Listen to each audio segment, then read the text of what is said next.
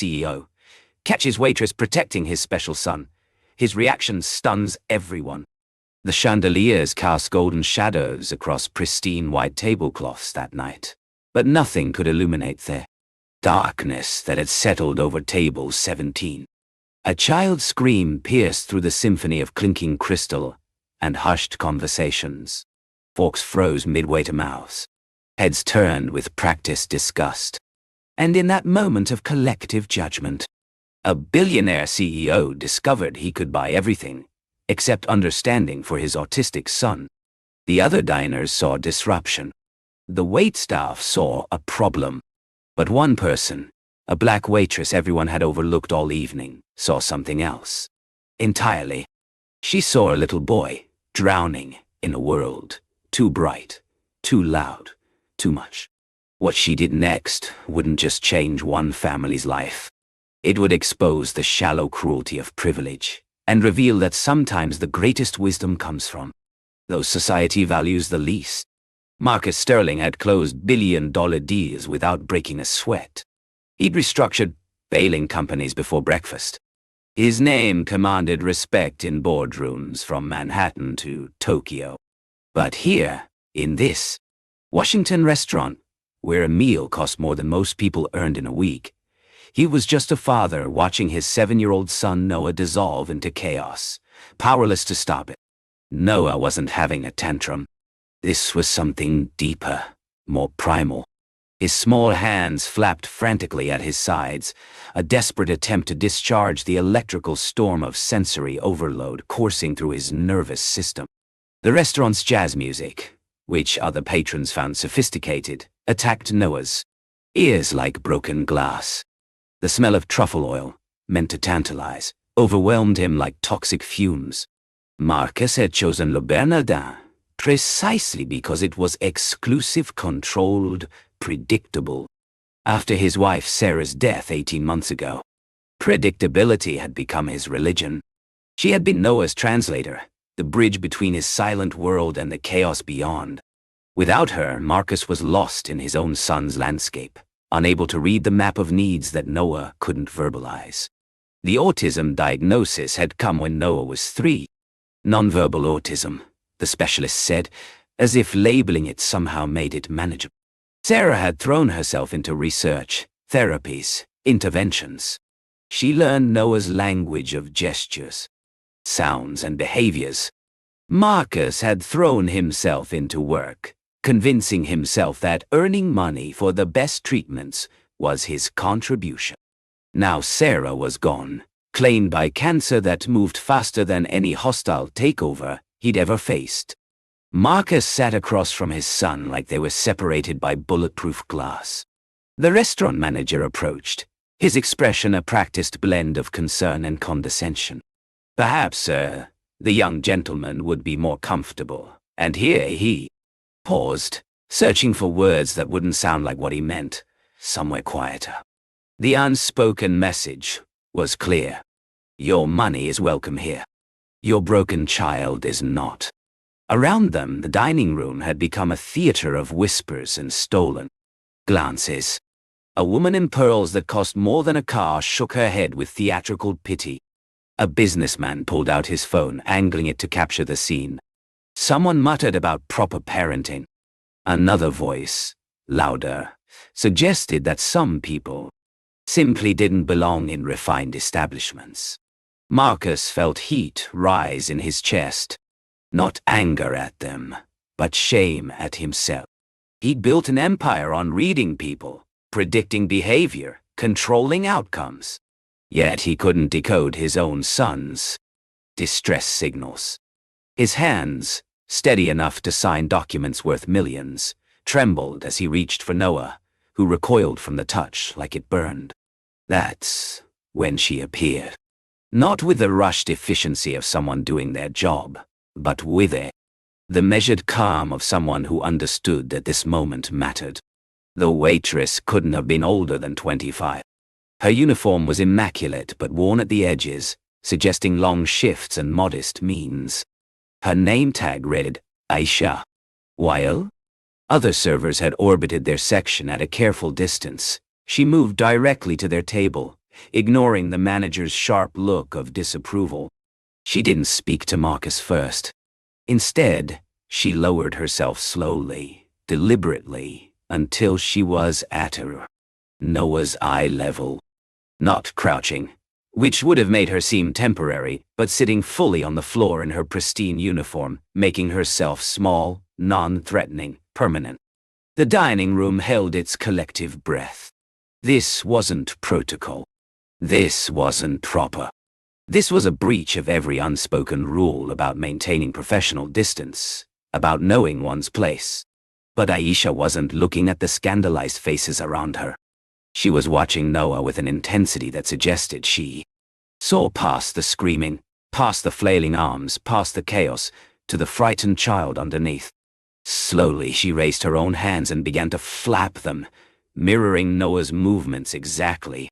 Not mockingly, but with perfect synchronization, like she was joining him in a dance, only they knew the steps to.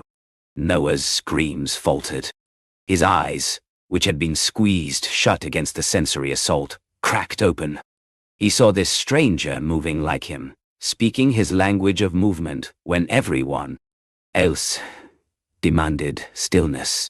Aisha didn't smile. She knew instinctively that would be too much, another demand for social reciprocity that Noah couldn't meet. Instead, she kept her face neutral, calm, safe. From her pocket, she pulled out something nobody expected. Not a phone to call security, not a towel to clean up the spilled water from the table, but a small square of fabric. She placed it on the floor between them and began to stroke it with precise, repetitive movements. The fabric was deep blue, Noah's favorite color, though Aisha couldn't have known that. Or could she? Marcus watched, transfixed, as his son's breathing began to slow. Noah's eyes tracked the movement of Aisha's hand on the fabric, back and forth, a meditation in motion. Then, impossibly, Noah reached out his own small hand and placed it next to hers, mimicking the stroking motion. The two of them sat there, a young black woman and a white child, stroking a piece of fabric on the floor of a five-star restaurant, while millionaires gawked like they were watching a miracle. Which, in a way, they were. The manager stepped forward, his face flushed with indignation. "This is completely inappropriate. You're disturbing our guests." Aisha didn't look up, didn't stop her rhythmic movements, but her voice, when she spoke, carried a quiet authority that made everyone lean in. "I'm not disturbing anyone, sir. I'm helping a child in distress. If that disturbs your guests, perhaps they should examine why compassion makes them so uncomfortable." The silence that followed was deafening. Marcus felt something shift in his chest, like tectonic plates realigning after an earthquake. For 20 minutes, Aisha stayed on that floor. She didn't rush Noah, didn't try to force him back to social acceptability. She existed in his space, on his terms, offering presence without pressure. Gradually, Noah's body began to relax. The flapping slowed, then stopped. He looked at Aisha with eyes that held recognition not of her face, but of her understanding. Then he did something he hadn't done with anyone except his mother. He reached out and took her hand. Marcus's vision blurred. He'd hired the best therapists money could buy, consulted specialists across the country, built sensory rooms that cost more than most people's houses. But here was a waitress, someone society told him was beneath his notice, accomplishing what none of them could. She had reached his son by doing something revolutionary. She had met Noah where he was, instead of demanding he meet her where she was. When Noah was finally calm enough to sit back in his chair, Aisha stood slowly, giving him time to adjust to the change. She pulled out a small notepad, not the one she used for orders, but a personal one, and began to draw. Simple circles, repetitive patterns that Noah could follow with his eyes. She tore off the page and placed it in front of him with a worn crayon from her pocket. Without words, she had given him a way to communicate his needs, to discharge his anxiety through creation instead of chaos. The manager appeared again, his patience exhausted. "You're fired. Clear out your locker. We have standards here." The words landed like stones in still water, sending ripples through the dining room. Aisha nodded, no surprise on her face. She'd known this was coming the moment she sat on that floor. Some things were worth more than a job. She began to stand, but Marcus's voice, the voice that commanded boardrooms and bent industries to his will, stopped everyone. "No, she's not going anywhere." He stood, his full height commanding attention, his presence filling the space like smoke. "You want to fire her for showing humanity? For doing what every single person in this room should have done, but didn't. You talk about standards." She reached for his phone, not to call his lawyer or his connections, but to do something else entirely. He began recording, his voice steady now, finding its power. "Let everyone see what standards really mean here. A child in distress, treated like an inconvenience. A woman showing compassion, threatened with unemployment. This is your standard. Comfort for the comfortable, silence for the suffering." The other diners shifted uneasily. The woman with the pearls lowered her gaze. The businessman put his phone away. They were seeing themselves reflected in Marcus's words, and the image wasn't flattering. But Marcus wasn't done. He turned to Aisha, and, in front of everyone, did something no one expected. He bowed. Not a casual nod, but a deep, formal bow, the kind he'd learned in Japanese boardrooms where respect was currency. "Thank you," he said, his voice thick with emotion. "You saw my son when everyone else saw a problem. You gave him dignity when everyone else wanted him disappeared." Aisha's eyes widened. For the first time since she'd approached their table, she looked uncertain, but only for a moment. Then she straightened her shoulders and looked Marcus directly in the eye, something her mother had told her never to do with wealthy white men. "It's not about seeing him, Mr. Sterling. Everyone could see him. It's about recognizing that his way of being in the world is just as valid as anyone else's. Your son doesn't need to be fixed. He needs to be understood." The truth of her words hit Marcus like cold water. All the money he'd spent, all the experts he'd consulted, had been about fixing Noah, making him normal, making him fit to wow. But Aisha, in 20 minutes on a restaurant floor, had shown him something different. Noah didn't need to be repaired. He needed to be reached, on his own terms, in his own language. What happened next would become legend in that restaurant, told and retold by servers and guests for years to come. Marcus Sterling, the billionaire who had once made a senator wait 3 hours for a meeting, got down on his knees. Not dramatically, not for show, but slowly, purposefully, until he was level with his son. He looked at Noah, really looked at him, not as a problem to solve, but as a person to know. Then he held out his hand, palm up, and waited. Noah studied his father's face for a long moment. Then, with the solemnity of a judge delivering a verdict, he placed his small hand in his father's large one. The dining room erupted. Not in applause, that would come later, but in something rarer. Recognition. They had witnessed something true, something that cut through the elaborate facades they'd all constructed.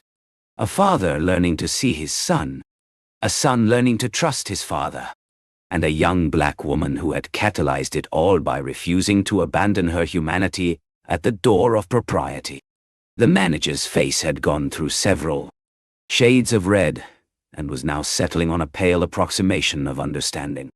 He cleared his throat, about to speak, but Aisha beat him to it. I'll get my things, she said quietly, dignity radiating from every word. Some jobs aren't worth keeping if they require you to lose yourself. She turned to go, but Noah made a sound. Not a scream this time, but a vocalization. Urgent and directed. He was pointing at her, then at the chair next to him. The message was clear. Stay. Marcus stood, lifting Noah gently into his arms. His son, who usually rigid when held, relaxed against his shoulder. We're leaving, he announced to the room. But first, let me make something clear. This woman, he pointed to Aisha, showed more grace and wisdom in 20 minutes than I've managed in 7 years as a father. She saw what none of you could see, that my son is not broken, just different. That compassion matters more than comfort. That humanity isn't about maintaining appearances, but about recognizing the sacred in every person. He pulled out his wallet, not to pay the check, but to extract a business card. He handed it to Aisha.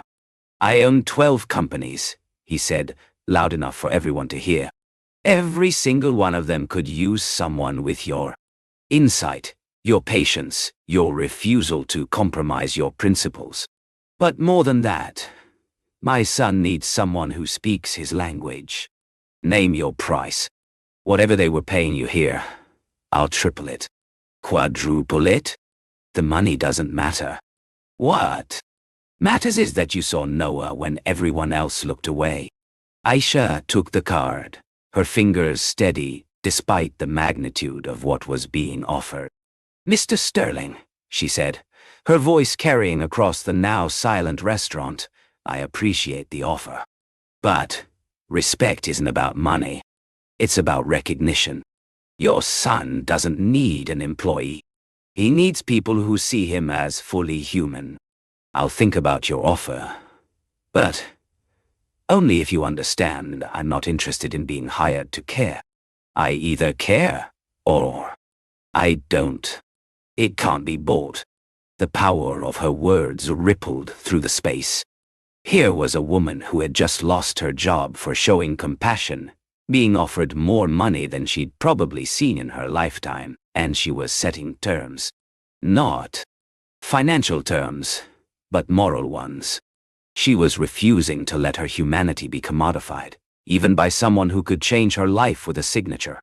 Marcus nodded slowly, understanding dawning in his eyes. You're right, he said. Care can't be bought, but it can be recognized, valued, supported. I'm not trying to buy your compassion. I'm trying to create space for it to exist without punishment. Think about it. Not as a job, but as an opportunity to show the world what understanding really looks like. As they prepared to leave, something remarkable happened. One by one, the other diners began to stand. Not in ovation, but in something more profound. Acknowledgement. The woman with the pearls approached Aisha. I'm ashamed, she said simply. My grandson has Down syndrome. I've hidden him from places like this because I thought, and her voice broke, I thought he wouldn't belong. You've shown me that it's not about him belonging. It's about us making room. The businessman who had tried to film Noah's meltdown deleted the video in front of everyone. I have a brother with schizophrenia, he admitted. I hadn't seen him in 3 years because I was embarrassed. Because I was afraid of scenes like this. But you're right. The only real disturbance here was our discomfort with difference. Story after story emerged from the elegant crowd. Hidden children, institutionalized siblings, friends abandoned when mental illness or disability made them inconvenient.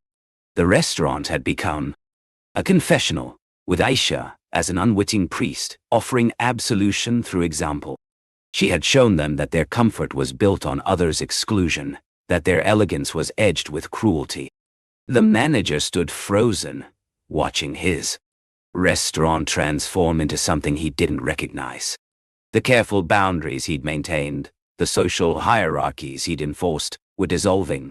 He looked at Aisha, this young woman he'd been ready to discard, and saw her truly for the first time. Not as a server, not as someone beneath notice, but as someone who had just taught an entire room of successful people the most important lesson of their lives. "I withdraw my termination," he said formally. "In fact, I'd like to discuss a promotion. We need someone who understands that service isn't about maintaining barriers, but about breaking them down. Someone who recognizes that every guest, regardless of their challenges, deserves dignity. The position of guest relations director has been vacant. I can think of no one better suited." Aisha looked between the manager and Marcus, these powerful men who were suddenly competing to hire her. But her eyes went to Noah, who was watching her with an intensity that suggested he understood more than anyone realized. She walked over to him and knelt down again, meeting him at eye level. "Noah," she said softly, "what do you think I should do?" The room held its breath. Noah couldn't speak. Everyone knew that. But he could communicate, as Aisha had shown them. Noah reached out and touched her face gently, then pointed to his father, then to himself, then made a circle that included the entire room. The message was clear. Stay with us. All of us. Help them understand. Aisha nodded solemnly, as if accepting a sacred charge. She stood and addressed the room. "I'll take both positions," she announced, surprising everyone. "Part-time here, teaching the staff and guests about inclusive service. Part-time with Mr. Sterling, not as Noah's caregiver, but as a consultant, helping create spaces where children like him don't have to apologize for existing." She paused, letting her words sink in. "But I have conditions. This restaurant implements sensory-friendly hours, where the music is lowered, the lights dimmed, where families with special needs children can dine without judgment. Mr. Sterling, your companies institute neurodiversity training, not as a compliance exercise, but as a fundamental shift in how we understand human value. And everyone here, every single person who witnessed this tonight, commits to one thing. The next time you see someone struggling, whether they're different, disabled, or just having a hard day, you don't look away. You ask, how can I help? The challenge hung in the air like incense, sacred and demanding. Then Marcus Sterling did something that would be talked about in business journals for years to come. He got down on one knee, not in romantic proposal, but in something deeper. A pledge. "You have my word," he said. "Not just as a CEO, but as a father who nearly lost his son to his own ignorance. Every company I own, every board I sit on, every influence I have, will be used to make space for people like Noah. Not out of charity, but out of recognition that we are impoverished without them." One by one, others followed. The woman with the pearls pledged to bring her hidden grandson to family gatherings. The businessman promised to reconnect with his brother D. The manager committed to revolutionizing how the restaurant industry treated guests with disabilities. What had started as one child's meltdown had become a movement, sparked by a young woman who refused to let propriety triumph over compassion. As the Sterling family prepared to leave, Noah did something unprecedented. He spoke. Not clearly, not perfectly, but he spoke. "Thank you," he said to Aisha, the words barely whispered but absolutely clear. The dining room gasped. Marcus's eyes filled with tears. 7 years of silence, broken by the simple act of being seen. Aisha smiled, the first real smile she'd shown all evening. "You're welcome, Noah," she replied. "Thank you for teaching us all how to listen." They left then. The billionaire and his son, but the restaurant would never be the same. Within weeks, it would institute the changes Aisha had suggested. Within months, it would become known as the most inclusive fine dining establishment in the country. The story would spread, not as gossip but as gospel, the night when hierarchy crumbled in the face of humanity, when a waitress became a teacher, when a silent child spoke volumes about what we owe each other. But the real change happened in smaller ways. In now, the woman who brought her grandson to brunch and watched him laugh with joy at the tablecloth's texture. In the businessman who had dinner with his brother and remembered why he'd loved him before the illness changed everything. In the countless parents who brought their different, difficult, beautiful children out of hiding and into the light. And in Marcus Sterling, who learned that the greatest deal he'd ever make was the one where he traded his pride for his son's trust. 6 months later, Aisha stood before the United Nations, invited to speak about inclusive practices in public spaces. She wore the same simple dignity she'd worn that night on the restaurant floor. When asked about what had happened, about how she'd known what to do, her answer was simple. "I didn't see autism," she said. "I saw a child asking for help in the only way he could. We all ask for help sometimes. Some of us use words. Some use tears. Noah used movement. The tragedy isn't that he communicated differently. The tragedy is that we've forgotten how to listen with anything but our ears." The assembly erupted in applause, but Aisha wasn't finished. "Every day, we step over people who are screaming for help in languages we refuse to learn. Poverty speaks in exhaustion. Mental illness speaks in isolation. Difference speaks in behavior we find inconvenient. We silence these voices not because they're not speaking, but because listening would require us to change. Well, I'm here to tell you that. A 7-year-old boy who couldn't speak a word taught an entire restaurant full of successful people the most important lesson of their lives. That our comfort isn't worth another person's dignity. That our convenience isn't worth another person's exclusion. That every single person deserves to be met where they are, not where we think they should be. The impact was immediate and far-reaching. Policies changed. Training programs were implemented. But more importantly, hearts shifted. The story of the billionaire, the waitress, and the silent child became a parable for a new generation, proof that change doesn't always come from the top down. Sometimes it comes from someone willing to sit on the floor in their best uniform and show the world what love looks like in action. Noah never became neurotypical. That was never the goal. But he did become understood. He learned to communicate through tablets and sign language, through art and music. He went to school, made friends who accepted his differences, and grew into a young man who would one day stand before his own audience and type out words that would change more lives. "My silence was never empty," he would write. "It was full of things you couldn't hear." Thank you to everyone who learned to listen. And Aisha. She never did accept Marcus's money, not in the way he'd offered it. Instead, she helped him build a foundation that trained individuals and institutions in neurodiversity acceptance. She got her degree, funded not by charity but by the book she wrote about that night in the restaurant. She married, had children of her own, and taught them from birth that difference isn't something to be fixed, but something to be treasured.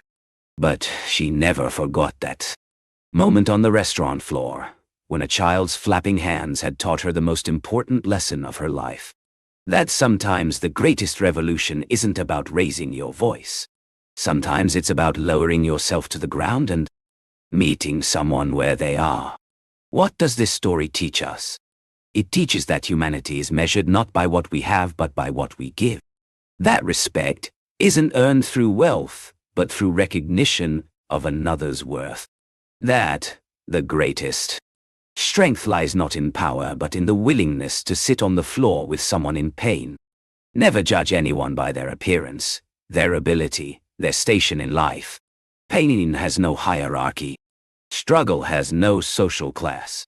And compassion should have no conditions. The world tells us that success is about climbing higher, achieving more, separating ourselves from those below. But the truth that Aisha revealed on that restaurant floor, is that real elevation comes from descending, from getting on our knees, from making ourselves small enough to see someone else clearly. Marcus Sterling learned that his billions couldn't buy what a waitress gave freely. Understanding. Presence. The revolutionary act of treating someone as fully human. If this story touched your heart, if it made you think about someone you've dismissed or overlooked, if it reminded you that every person carries struggles you cannot see, then perhaps you understand what happened that night. It wasn't magic. It wasn't a miracle. It was simply one woman who refused to look away from suffering. One woman who chose to see a child rather than a disruption. One woman who understood that sometimes the most powerful thing you can do is sit on the floor and meet someone where they are. Share this story not because it's inspirational, but because it's true. True in the way that matters most, in the way that cuts through our comfortable assumptions and forces us to examine how we treat those who are different. Subscribe not for entertainment, but for reminders that compassion is a choice we make every single day. Like and comment not as metrics, but as markers that you were here, that you witnessed this truth, that you commit to seeing people the way Aisha saw Noah. Because every story hides a truth, and the truth hidden in this one is profound. We are all disabled in some way. We all communicate in languages others don't understand.